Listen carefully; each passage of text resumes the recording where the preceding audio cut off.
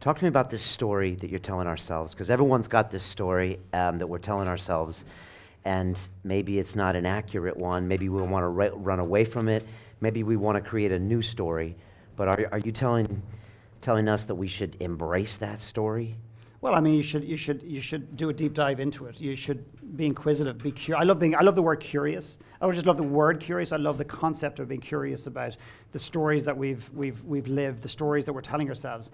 Sometimes most people in this earth don't really know their story.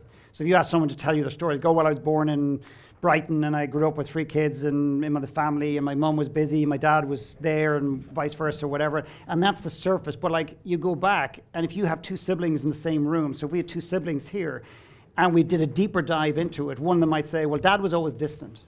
He was never there. And therefore, emotionally, I feel to some extent that I was left inadequate. I was a part of me that wasn't filled up. And the other sibling might be here and they go, shit, dad was distant? Are you kidding me? No, that's not my experience of it. So one is not the truth, one is not a lie. They're just, that's how you felt at the time. So to me, it's about embracing your story, but challenging the story as well. And sometimes we become very attached to the story that we've lived. And I can't tell you how many people I have met that feel at some level they're broken. That they have this story. Think about this. Anybody from a broken home? Anybody from a house that was a broken home? Okay, no worries. I'd ask you just to reframe the broken home piece. And I just think that if you, and some of you may not agree with this, but if you dig down deep enough with an individual who comes from a broken home, which is a term I really don't like, and you look at, there's a part of them feels they've come from a broken place and therefore they're partly broken. Often, I'm not saying it was for the people who put their hand up. They're often somewhat broken and therefore need to be fixed. No one in this world needs to be fixed. No one is broken. We just need to sometimes get out of our own way. So that's where the story then becomes paralyzing, and it creates a sense of self-sabotage. And the other one is like if you've gone through divorce yourself. Even I just thought about this the other day, is like your better half. My wife's not my better half, despite what Brian might say. He'll disagree with me in a second.